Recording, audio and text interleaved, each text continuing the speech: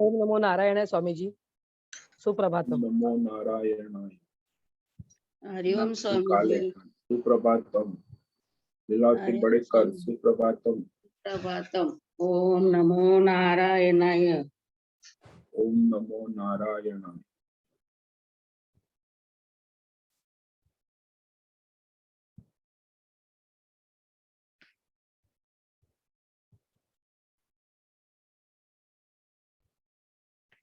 ओम नमो भगवते वासुदेवाय। ओम नमो भगवते ओम नमो वासुदेवाय। ओम नमो भगवते वासुदेवाय। ओम नमो भगवते वासुदेवाय। ओम नमो भगवते वासुदेवाय। ओम नमो भगवते वासुदेवाय। ओम नमो भगवते वासुदेवाय। ओम नमो भगवते वासुदेवाय। ओम नमो भगवते वासुदेवाय। ओम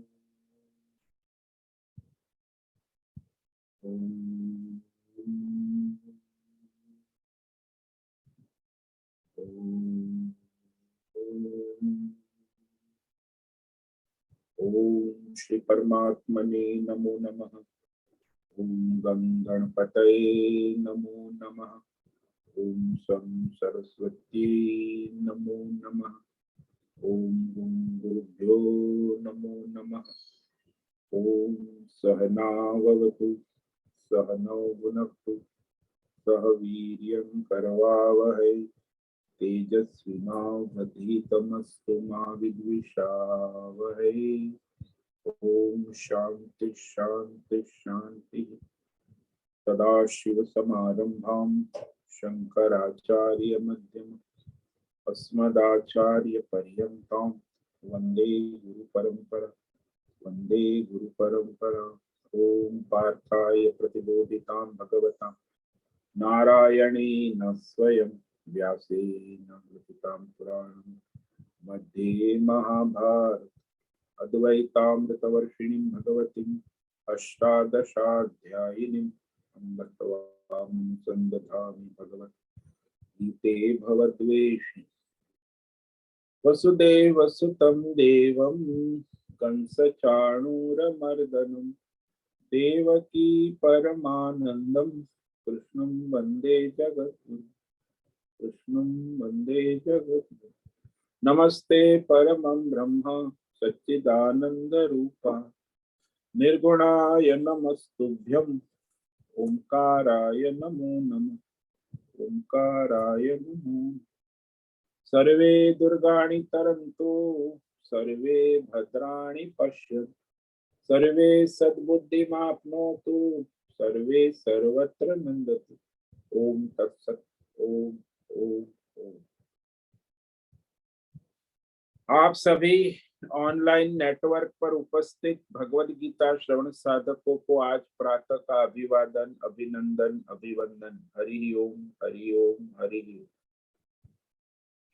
हम सबको आज का यह दिव्य दिन तन मन धन जन देश काल विषय वस्तु परिस्थिति अवस्थाएं अध्यात्म भौतिक दैवी व्यष्टि समष्टि क्षेत्र सभी को अपने अपने पूर्व में अनंत जन्मों में किए हुए संचित पाप पुण्य धर्म अधर्म मिश्र कर्मों के पके हुए फलस्वरूप वर्तमान में आज अपने अपने प्रारब्ध अनुसार परमेश्वरीय अचिंत्य योग माया के माध्यम से प्रसाद स्वरूप में प्राप्त हुआ है।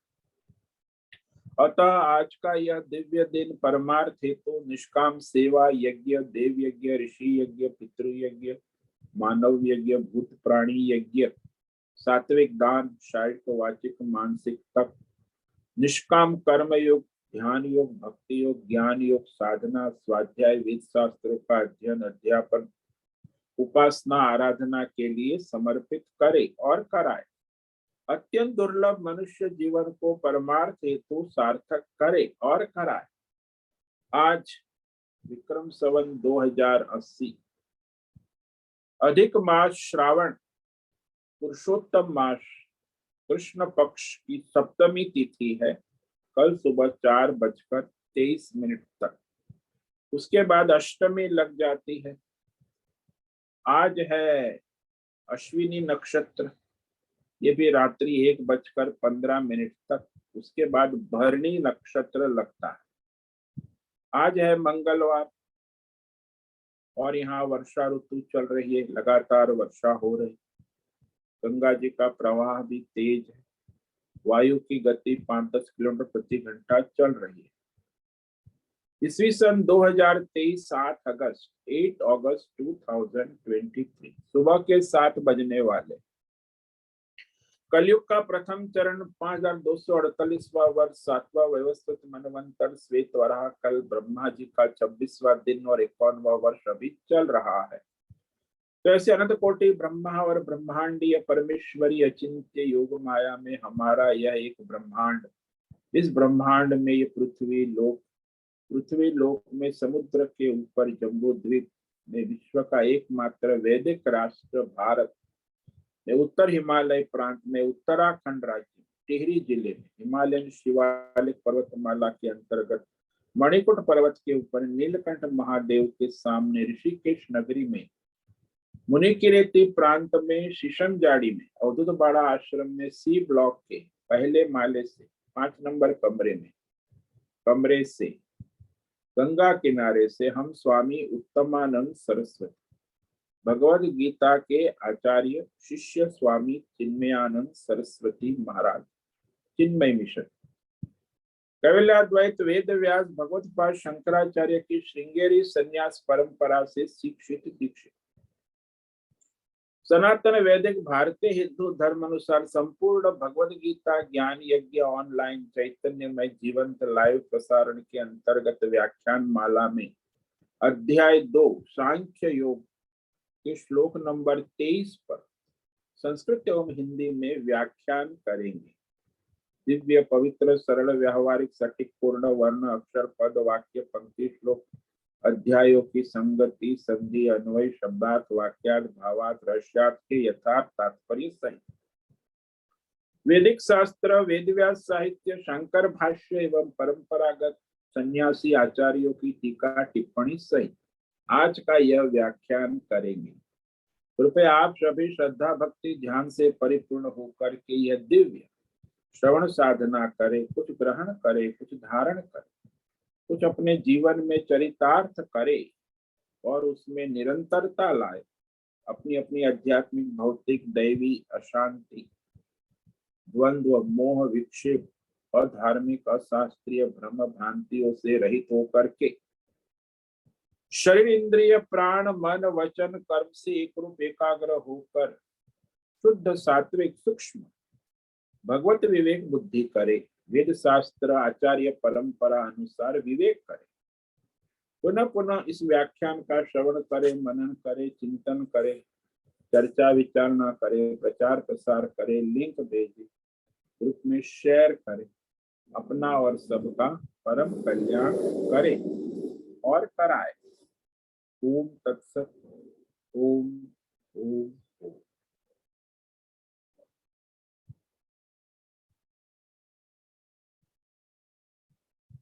तो यहाँ कल हमने श्लोक नंबर 22 पर विचार किया था, जिसमें भौतिक शरीर का नाश होता है लेकिन आत्मा तत्व का कभी नाश हो नहीं सकता है। तो दृष्टांत के द्वारा बताया कि मनुष्य जैसे अपने पुराने वस्त्र बदल कर नए वस्त्र धारण करता है, वैसे ही यह जीवात्मा अपनी पुराने वस्त्र शरीर भौतिक शरीर प्रारब्ध समाप्त होने पर त्याग करता है और दूसरा शरीर धारण करता है।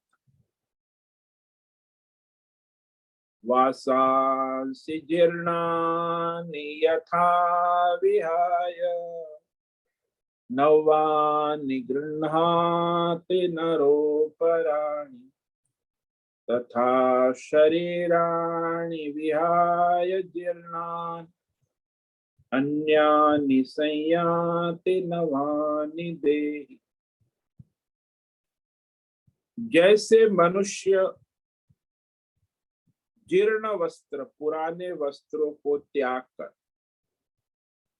दूसरे नए वस्त्रों को ग्रहण करता है, गृह्णाति, ठीक वैसे ही ये जो जीवात्मा है अपने जीर्ण पुराने शरीर प्रारब्ध समाप्त होने पर उसका त्याग कर दूसरे नए शरीरों को प्राप्त होता है। तो प्रारब्ध पूर्ण होता है, काल पूर्ण होता है, कर्म पूर्ण होता है। वर्तमान शरीर का कर्म, काल और प्रारब्ध समाप्त होने पर वह शरीर का त्याग कर दूसरे शरीर को प्राप्त होता है। इसमें आत्मा तत्व का नाश कभी नहीं होता, क्योंकि आत्मा तत्व शरीर के नाश से नष्ट नहीं होता। अब शरीर के नाश के कारण कई होते हैं, तो वो आगे कह रहे हैं कि वह शरीर के नाश से आत्मा, पंच महाभूतात्मक विकार से आत्मा में कोई विकार उत्पन्न नहीं होता। तो ये आगे श्लोक नंबर 23 में कह रहे हैं, नैनम छिन्दन्ति शस्त्राणि, नैनम दहति पावकः, न चैनम क्लेदयन्त्यापो, न शोषयते मारुतः। इस आत्मा तत्व को शस्त्र नहीं काट सकते। नैनम दहत, इसे अग्नि नहीं जला सकती। जैनम क्लेदयन्त्यापो, यह जल इसे गला नहीं सकता। न शोषयति, मारुत यानी वायु इसे सुखा नहीं सकता। चार तत्व की बात, पृथ्वी तत्व, जल तत्व, अग्नि तत्व और वायु तत्व। तो ये चार तत्व जो है वो आत्मा का नाश नहीं कर सकते। हाँ, वो तत्व परस्पर एक दूसरे का नाश कर सकते हैं, लेकिन आत्मा का नाश ये पृथ्वी, जल, अग्नि और वायु उसका नाश नहीं कर सकते। तो ये जो श्लोक है इसमें आगे भी इसी 3-4 श्लोक में यही बात दोहराएंगे कि पंच तत्व जो है उसमें आकाश तो अव्यय है, बाकी ये चार तत्व परस्पर एक दूसरों का नाश करते हैं।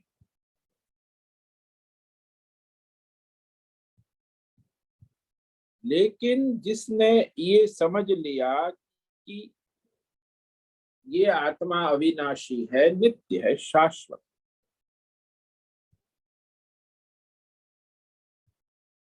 आपस में ये जो पृथ्वी, जल, अग्नि और वायु एक दूसरे का नाश करने में समर्थ है, किंतु ये आत्मा का नाश नहीं कर सकते।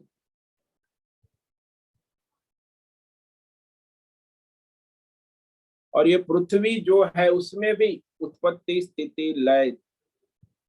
पृथ्वी में 3 प्रकार के पदार्थ है। एक ठोस है जो मिट्टी, पत्थर, पहाड़ आदि, सोना, चांदी, मेटल। दूसरा तरल पदार्थ है, जल है, तेल है, गैस। तीसरा है गैस, हाइड्रोजन, कार्बन डाइऑक्साइड। तो ये भी पदार्थ आपस में एक दूसरों का नाश करते हैं, किंतु आत्मा का नाश नहीं कर सकते। पत्थर से आत्मा का नाश नहीं होता, तेल या जल से भी नहीं, गैस, हाइड्रोजन, कार्बन डाइऑक्साइड, किसी के द्वारा आत्मा का नाश नहीं हो सकता।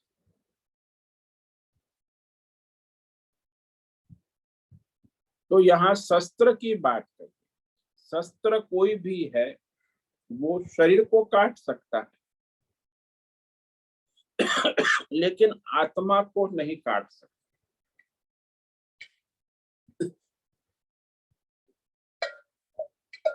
ऐसा क्यों होता है? तो कहते हैं कि देखो भाई, ये शरीर है, ये सभी शरीर सावयव होते हैं, उसमें अव्यय है, अव्यय वाले हैं। हाथ, पैर, गर्दन, मस्तक, कान, बात। तो जो अव्यय वाले हैं, इसीलिए इसका छेदन काटन किया जा सकता है, काटा जा सकता है। तो काटने से उस शरीर के अवयवों को एक दूसरे से अलग किए जाते हैं, दूर कर देते हैं, हटा सकते हैं।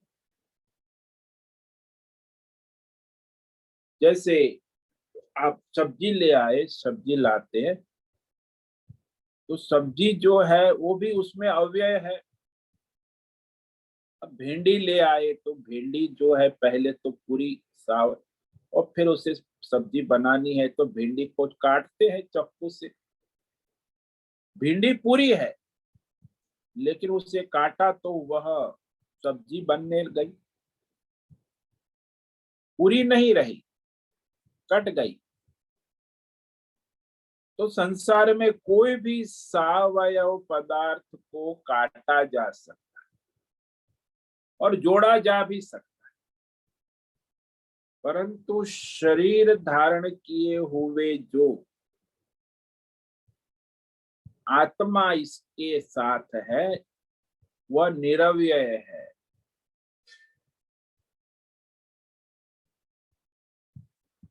तो इस शरीर को धारण किए हुए जो आत्मा तत्व है, जिसको हम मैं हूं कहते हैं, वह आत्मा तत्व इसके अंदर है और वह निरवयव।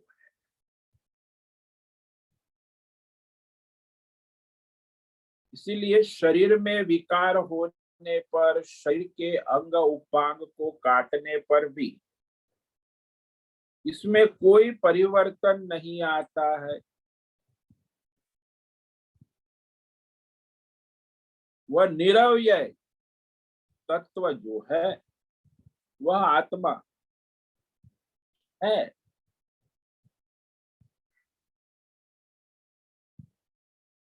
और जो सावयव है वो शरीर है।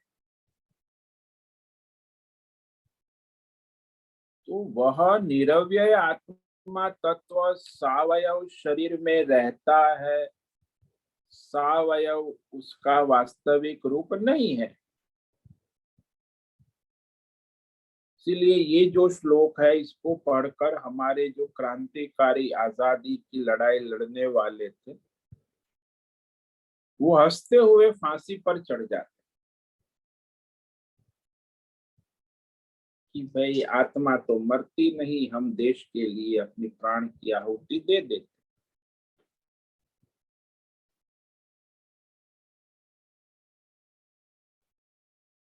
तो वो आत्म तत्व तो वास्तव में उसको कोई फांसी भी नहीं चढ़ा सकता। तो एक शारीरिक स्तर हो गया, पृथ्वी तत्व। दूसरा है अग्नि, इसे जला नहीं सकती।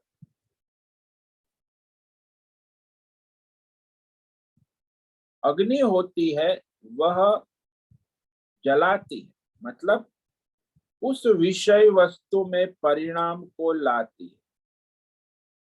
जैसे लकड़ी है, लकड़ी को अग्नि जलाकर कोयला बना देती है और कोयले को जलाकर अग्नि राख बना देती है। तो उसका परिणाम आता है, लकड़ी से कोयला, कोयले से राख, भस्म हो जाती है।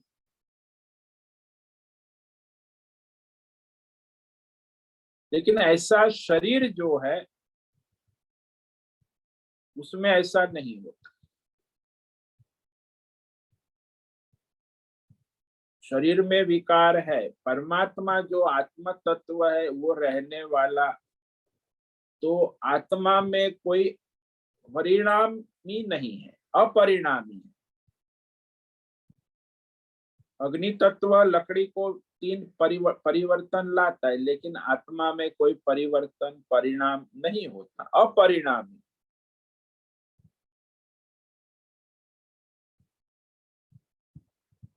इसलिए उसमें कोई परिवर्तन नहीं होता। आत्मा जैसा था वैसा है और वैसा ही रहता है और रहेगा।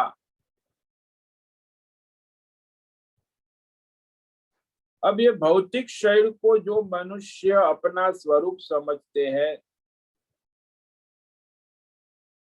तो उनको भय होता है कि शरीर के कटने से मैं कट गया, शरीर के जलने से मैं जल गया, शरीर के गलने से मैं गल गया। तो काटना, जलना, गलना, ये सारा जो है अपने शरीर के स्तर पे होता है।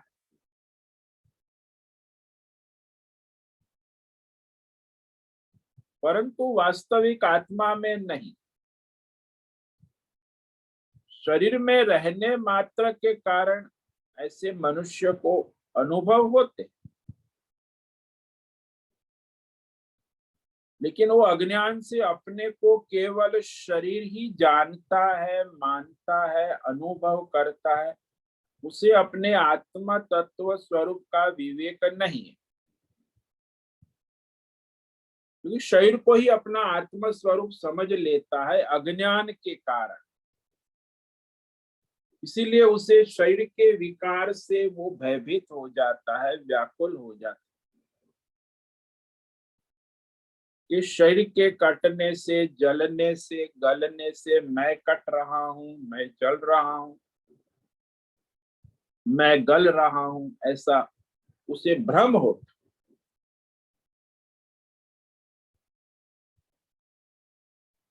तो शरीर को आत्मा समझने के अज्ञान के कारण ऐसा होता है। ऐसा नहीं है कि ये कपड़े है, कपड़े को जिसने अपना स्वरूप समझ लिया तो वह कपड़े के फटने से मैं फट गया, कट गया, ऐसा मान ले।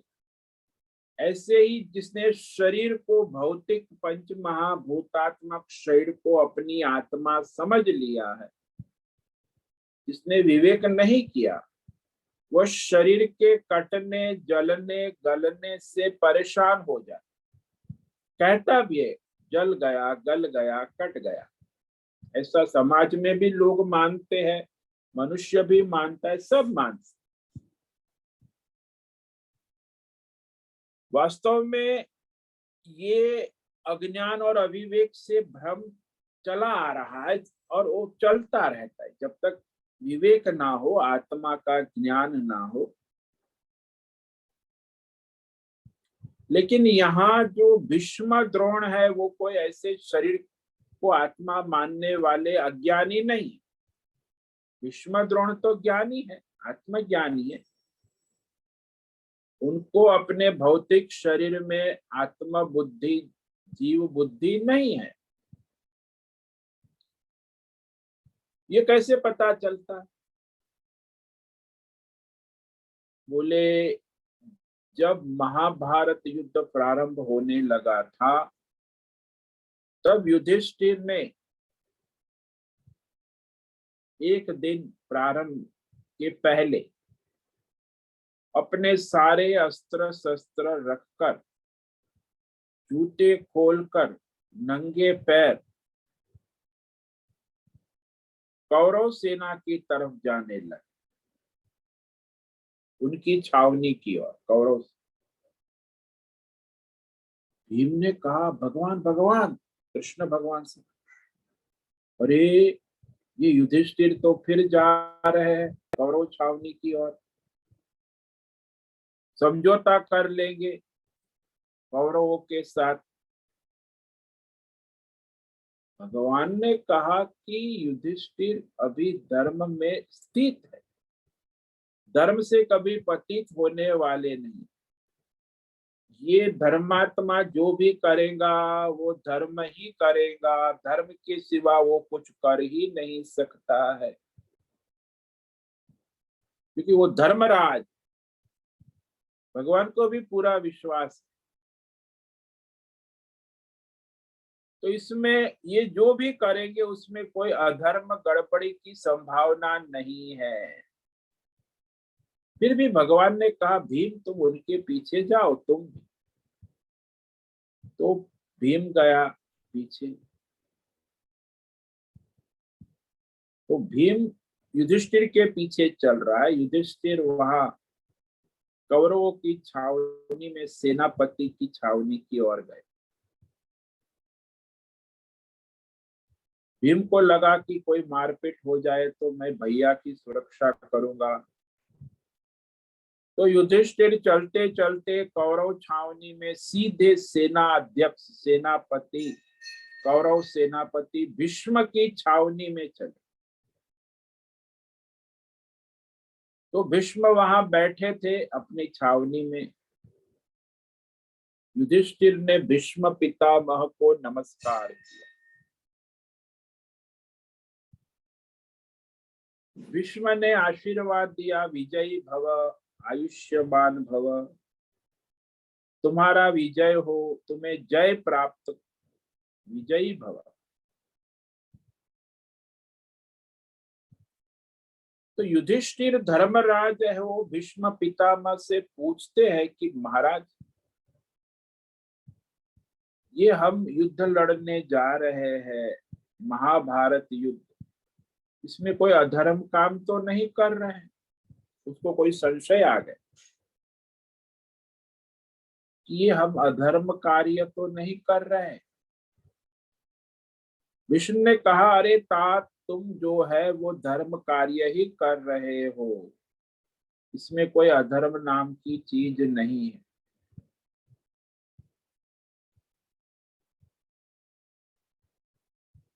तो हम यदि उचित धर्म कार्य कर रहे हैं युद्ध के लिए, तो आपके आशीर्वाद भी दिया है कि विजयी भव। अब आपने जब आशीर्वाद दिया, लेकिन आपके सामने रहते हमको विजय कैसे मिलेगी? आप तो कौरव सेना के सेनापति है, सेनाध्यक्ष, और आपने हमें विजयी बनने का आशीर्वाद दिया। विजय कैसे मिलेगी? तो भीष्म ने कहा कि अरे युधिष्ठिर, मैंने जो आशीर्वाद दिया वह ठीक है, उचित है, सत्य। मैं तो इच्छा मृत्यु से मरूंगा और मेरा मरना निश्चित है, लेकिन कब मरना है ये मैं भी नहीं जानता और कोई नहीं, क्योंकि मैं इच्छा मृत्यु से मरूंगा। और युधिष्ठिर तुम्हारी सेना में महारथी शिखंडी भी है, उस शिखंडी को निमित्त बनाकर तुम हमें मार सकते हो, तुम्हें हमें मारना है, क्योंकि मैं जानता हूं कि वो शिखंडी स्त्री रूप में है, इसीलिए उसके सामने आने पर मैं अस्त्र शस्त्र नीचे रख दूंगा, अस्त्र नहीं चलाऊंगा। तो ये मत समझना कि वो शिखंडी स्त्री मुझे मार लेंगी, मरना तो मुझे अर्जुन के बाणों से ही है। अर्जुन के बाणों के बिना मैं मर नहीं सकता हूं, लेकिन शिखंडी को आगे करके मारना। अभी ऐसा उपाय युधिष्ठिर को स्वयं भीष्म पितामह बता रहे, उसके मारने का उपाय। तो ऐसे भीष्म पितामह को अपने शरीर में मोह आसक्ति कैसे हो सकती कि मैं शरीर हूं, ये मेरा है? उसे शरीर में मोह नहीं है, शरीर की आसक्ति भीष्म को नहीं है। वो विवेक है, ज्ञान है, जानते हैं कि शरीर तो नश्वर है और उसका नाश होना है, किसी न किसी निमित्त से होगा।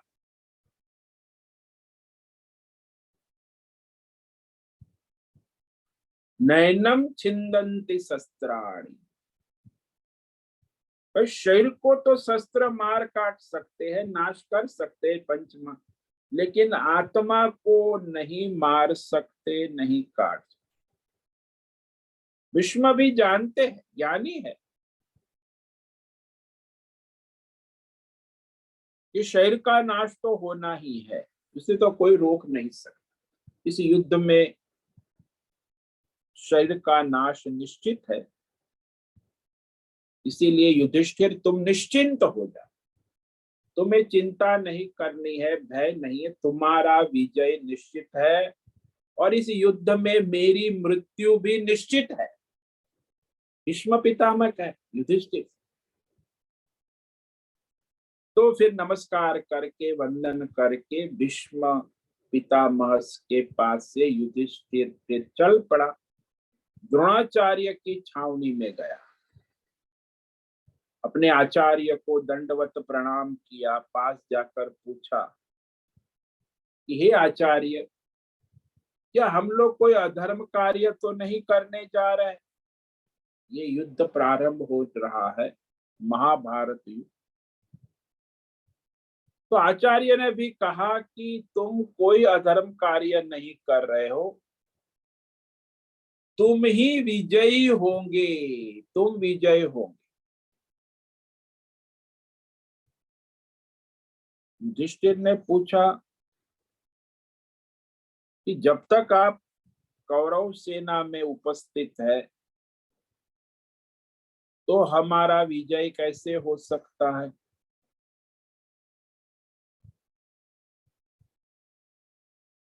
तो द्रोणाचार्य ने कहा कि मैं अश्वत्थामा के मरने की खबर सुने बिना मैं हथियार रखूंगा नहीं और मरूंगा नहीं, इसलिए अश्वत्थामा की मृत्यु का मुझे विश्वास दिला देना।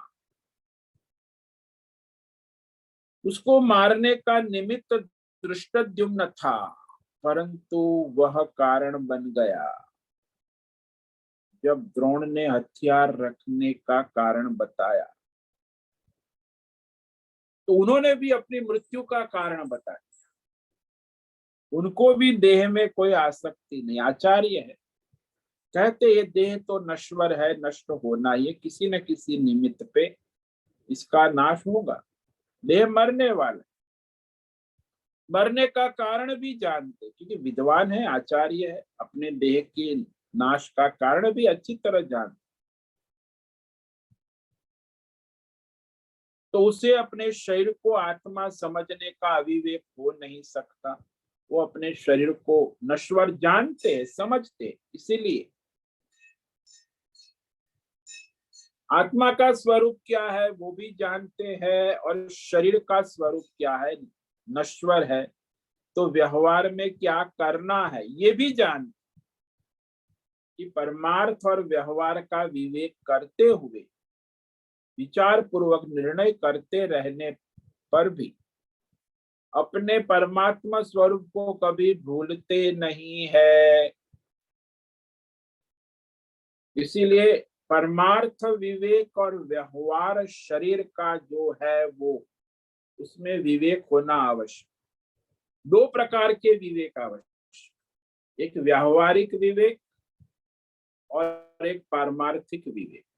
इसमें आत्मा नित्य है वो पारमार्थिक, और व्यवहारिक विवेक के शरीर नश्वर है, नाशवंत है, उसका नाश होना है किसी न किसी निमित्त से। तो इस श्लोक में कहा, जैसे आत्मा जला नहीं जा सकता, कट नहीं सकता, गीला नहीं हो सकता, न सुखाया जा सकता है, तो ये चार तत्व है, पृथ्वी जल अग्नि वायु, उस आत्मा तत्व को प्रभावित नहीं कर सकते। ये जल है वो किसी भी वस्तु को गीला करता है, तो उसके अवयवों में प्रवेश करता है। निरवयव पदार्थ को कोई गीला नहीं कर सकता। भाई आकाश में इतनी वर्षा हो रही है, आजकल यहाँ वर्षा हो रही है लगातार, किंतु कभी आकाश गीला नहीं होता है, कभी नहीं हुआ, क्योंकि वो निरवय है ना। पृथ्वी गीली हो जाती, सामान्य व्यवहार में भी हम लोहे को, सोने को, टुकड़े को पानी में डालो तो उस पर ऊपर ऊपर पानी भले ही आ जाए, परंतु लोहा सोना भीतर से गीला नहीं हो सकता, क्योंकि जल को सोने में, लोहे में प्रवेश करने में कठिनाई है। वहां भी गीला नहीं होता, क्योंकि वह अंदर से नहीं हो सकता, क्योंकि जल की अंदर जाने की संभावना ही नहीं।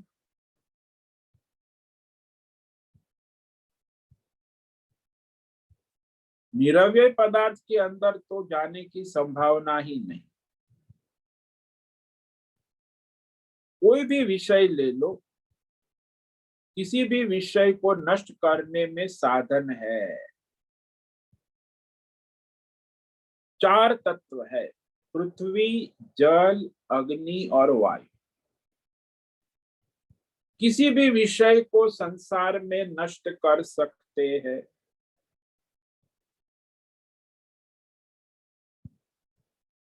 तो वह नष्ट करने के साधन, और उसी में सारे विषय नष्ट भी होते। कोई पृथ्वी से नष्ट होता है, कोई जल से, कोई अग्नि से, कोई वायु से। मनुष्य में भी ऐसा ही, उसमें भी चार तत्व के द्वारा नाश होता है। लेकिन चार तत्व जो है वह आत्मा के नाश में कोई कार्य नहीं कर सकते, उनमें उनका प्रवेश नहीं, क्योंकि आत्मा निरव्यय है।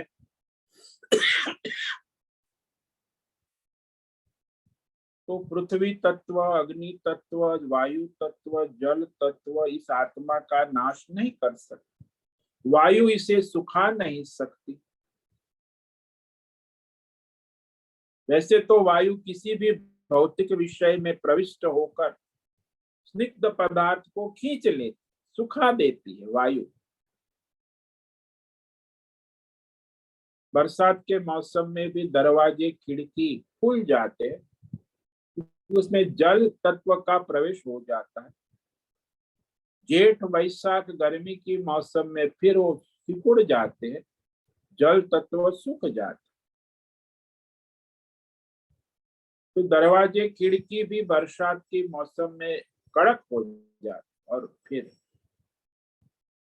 ग्रीष्म ऋतु में खुल जाते हैं। तो दरवाजे में कोई परेशानी नहीं है, वो तो ऋतु का प्रभाव है, जल तत्व और अग्नि तत्व। अब ये जो चार तत्व है, पृथ्वी तत्व, जल तत्व, तेज और वायु, सावयव है, और ये हमारी आत्मा निरवय है। तो ये सावयव तत्व इस निरवय आत्मा को कुछ विकार या परिवर्तन नहीं कर सकते।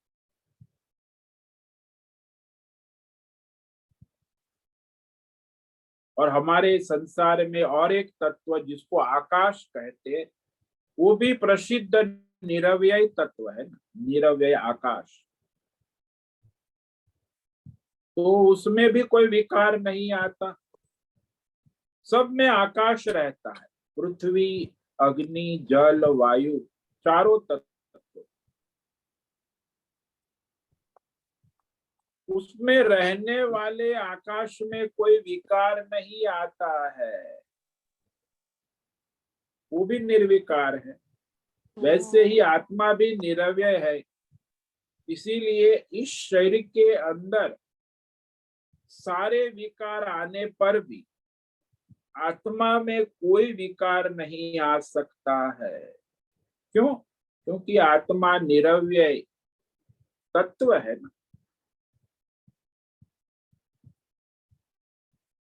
तो भीष्म द्रोण भी जानते हैं कि वे भी आत्म तत्व है, वे भौतिक शरीर नहीं है।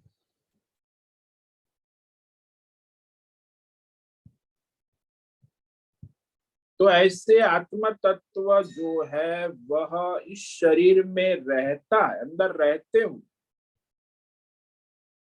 भी उसे अपने उसके साथ एक रूप नहीं मान, अलग मान, कि आत्मा और शरीर दो अलग तत्व। शरीर जो है पंचभूतात्मक है और आत्मा पंच महाभूत से असंग है,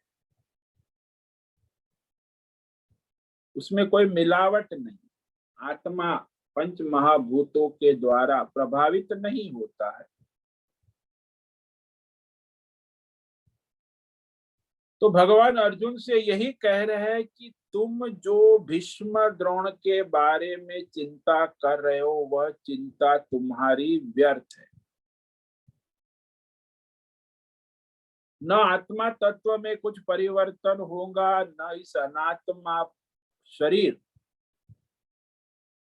उसमें भी वो तो कोई अपना विकार है, वो परिवर्तन होना ही है।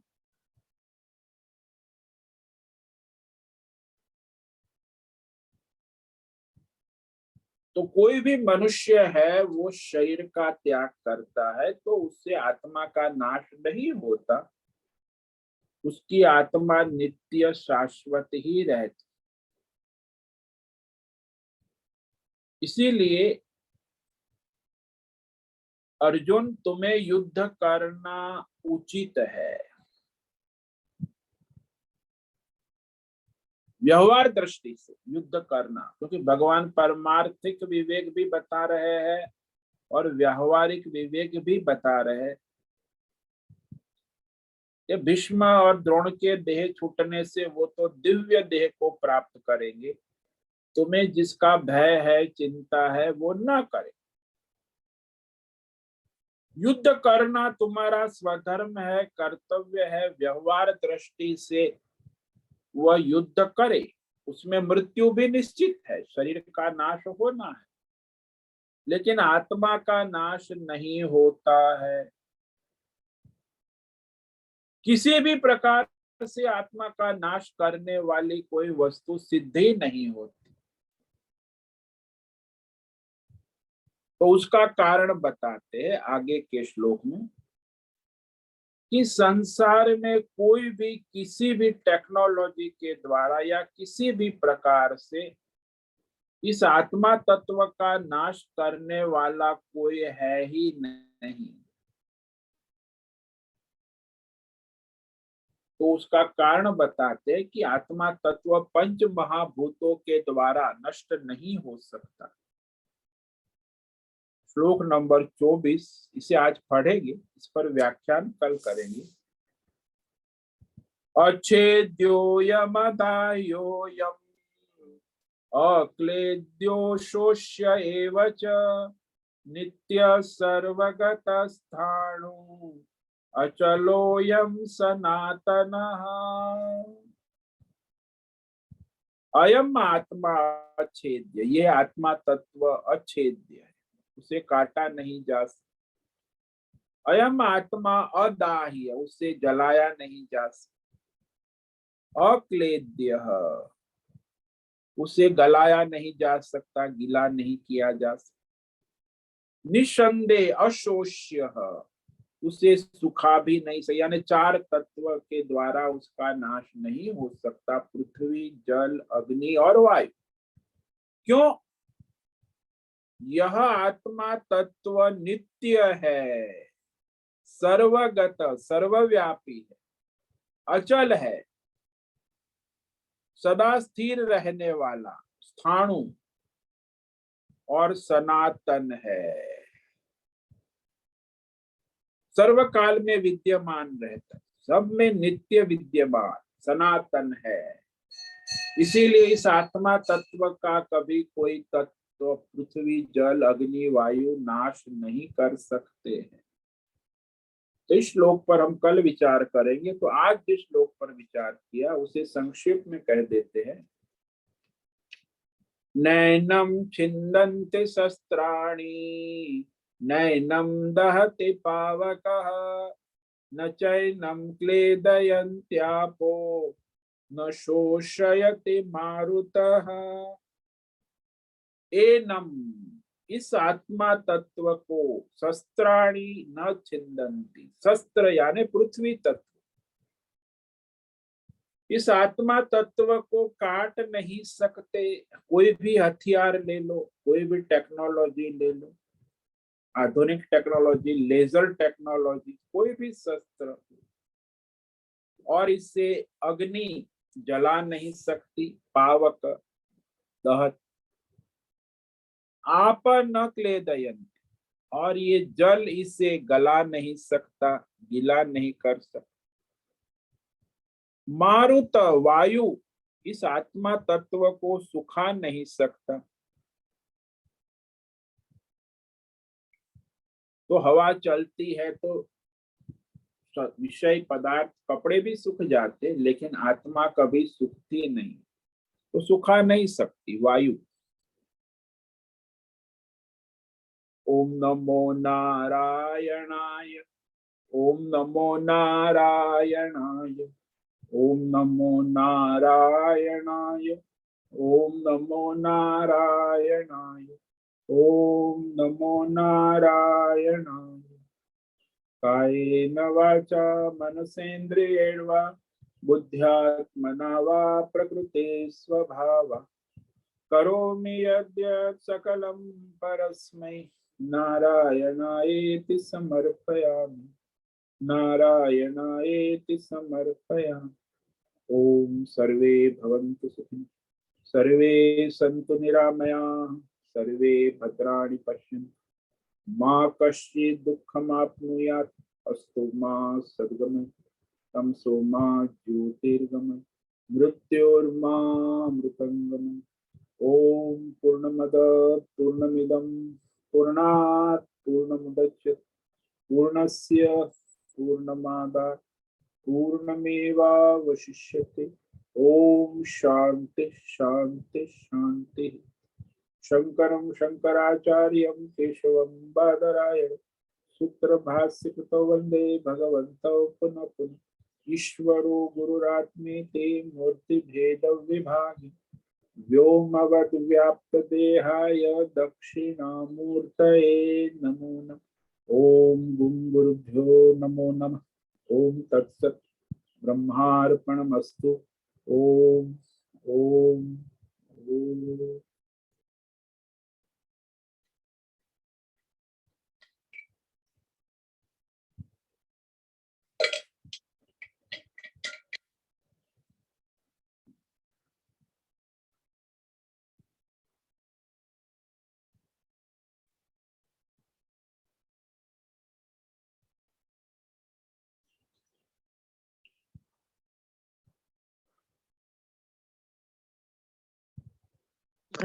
એલા દાળ હા. જુદી કાઢી હે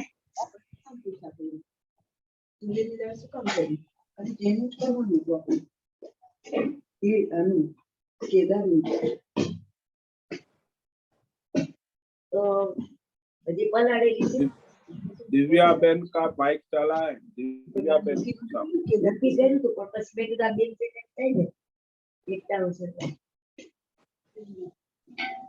दिव्या बहन दवे माइक बंद करो। આપણને નામ લેવાડી એટલે પછી ઉધરાવો નહીં ઋતુમાં કેમ કહેવાય આવડ લેવાડી આપણે નહીં ખાવા આપણે પછી કાલ ખાતે તમારી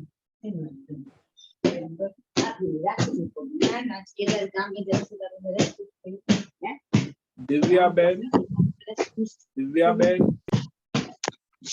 माधवी, हाँ साहेब। आ तुम्हारू स्पीकर बंद करो, आवाज हाँ सॉरी जैसे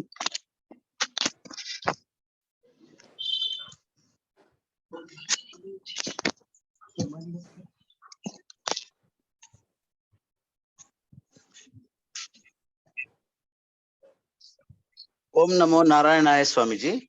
हाँ बोलिए बी आर मोहन। स्वामी जी, जो भी जीव जन्म लेता है हम्म, उसका मरण तो प्रकृति नियम है ना। जो भी जन्म लेता है उसको मरना ही है एक ना एक दिन, चाहे शरीर वो। को मरना है, शरीर वही का वही जन्म होता है, वही शरीर वही की हाँ। वही स्वामी जी, हम्म, शरीर को मरना ही है ना। हाँ जी, हाँ जी, ये तो प्रकृति का नियम है। हाँ जी, हाँ जी।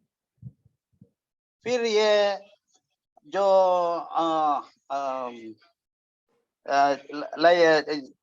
लाइक स्वामी जी, अश्वत्थामा और विभीषण, वो सभी हनुमान जी, उनको चिरंजीवी बताया है ना, उनका उनके लिए मरण ही नहीं है ना।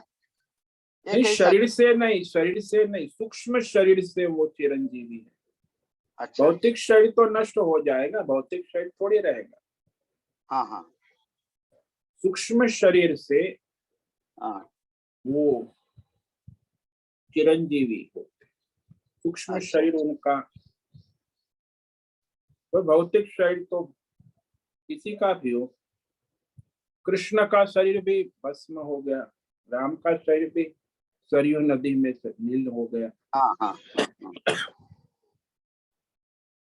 वो तो वो बताया है, लेकिन अश्वत्थामा इनका देहांत होने का, उनका वो शरीर नष्ट होने का मैंने सुना नहीं, इसलिए। ये देहांत तो हो ही जाता है, सूक्ष्म शरीर उनका जो है वो चिरंजीवी कहा गया है, भौतिक शरीर नहीं। Okay sir, okay.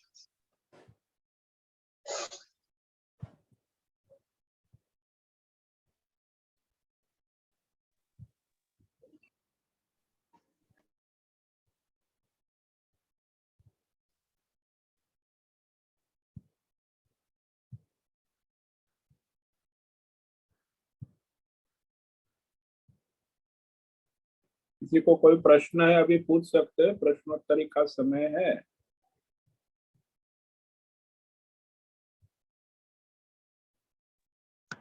ओम नमो नारायण स्वामी जी। ओम नमो नारायण, बोलो हेमा। मतलब स्वामी जी, ये आत्मा से बाद में तुरंत ये आकाश तत्व है वो सर्वव्यापक है, इसलिए वो जितना सर्वव्यापक रहता है उतना वो सूक्ष्म रहता है, ऐसा ना? हाँ, वो निरव्यय है ना, निरव्यय होता है, वो व्यापक होता है, सूक्ष्म होता है, उसका नाश नहीं होता। आकाश जो है वो निरव्यय है, जिसमें अव्यय है उसका तो नाश होता ही है ना। पंच महाभूत में पृथ्वी, जल, अग्नि, वायु, ये तो परस्पर एक दूसरों का नाश करते ही, आप देखते ही। तो ये आकाश भी पंच महाभूत है मगर उसका नाश नहीं होता। वो निरव्यय है, इसीलिए। वैसे वो भी तो परमार्थ में कह तो उसका भी नाश है प्रलय से, व्यवहार का नाश नहीं। ऐसे तो वायु भी निरअव्ययी बोल सकते हैं कि नहीं? नहीं, वायु तो जो है उसमें सारे जो गैस है, हाइड्रोजन है, वो सब अव्यय उसके है। 49 प्रकार के मर्दगण है, वायु है, उसके 49 अव्यय है अलग अलग प्रकार के। हम्म।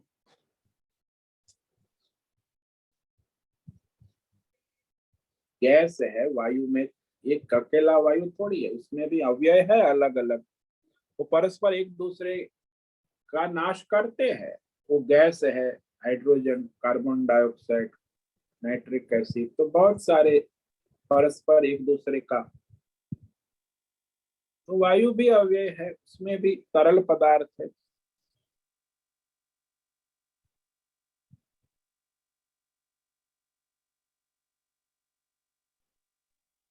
और जल भी ऐसे बोलते हैं ना कि जिसमें डालो उसका आकार वो ले लेता है। हाँ, तो जल भी तो उसी के अनुसार जो भी है, किसी भी विषय में अपना धारण कर लेते हैं, उसमें प्रवेश कर जाता है, तभी तो उसे गलाएगा ना, प्रवेश करेगा तब। तो वैसे आकाश भी तो हम लोग घट में लेते हैं तो घटाकाश बन जाता है, मठाकाश बन जाता है। हाँ, लेकिन वो निरव्यय है, इसीलिए वो कोई उपाधि से उसमें कोई विकार परिवर्तन नाश नहीं होता। वो निरुपाधिक निरव्यय है आकाश। अच्छा। मतलब परिवर्तन नहीं होता उसमें कुछ भी। नहीं नहीं नहीं। हाँ हाँ, समझ में आ गया, समझ। ओम नमो नारायणाय। ओम नारायण। ओम नमो नारायण स्वामी। हाँ, कौन है? पृथ्वीराज बोल रहा हूँ। सुनंदा पृथ्वीराज मालव। मालव, हाँ बोलिए मालव। गुरु जी ओम नमो नारायण। ओम नमो नारायण बोलिए। अपनी जो प्रार्थना है उसमें ये नमो नमः सत्य मूर्ति कौन है? थोड़ा विवेक करना। नमो नमः यानी बार बार नमस्कार है, एक बार नहीं, कई बार नमस्कार। सत्य मूर्ति है। हाँ, सत्य मूर्ति। आपकी आवाज स्पष्ट नहीं आ रही। आप मोबाइल अपने। हाँ, मैं ये बोल रहा था दक्षिण मूर्ति नमो नमः हम प्रार्थना करते हैं। नहीं किया।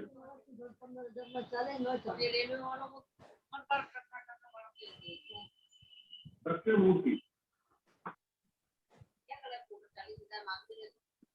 सत्य मूर्ति।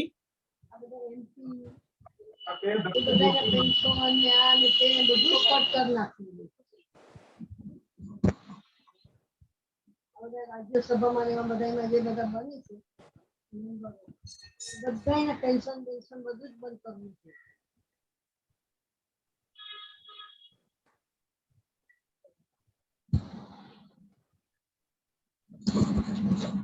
तो मालव आपकी आवाज स्पष्ट नहीं आ रही। તમે આવ્યા છો સેવા કરવા માટે. इला जोशी તમારો સ્પીકર બંધ કરો। इला जोशी।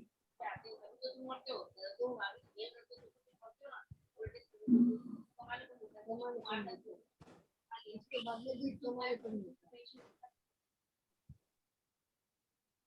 ओम नमो नारायण। ओम नमो नारायण। काम करવું જ જોઈએ.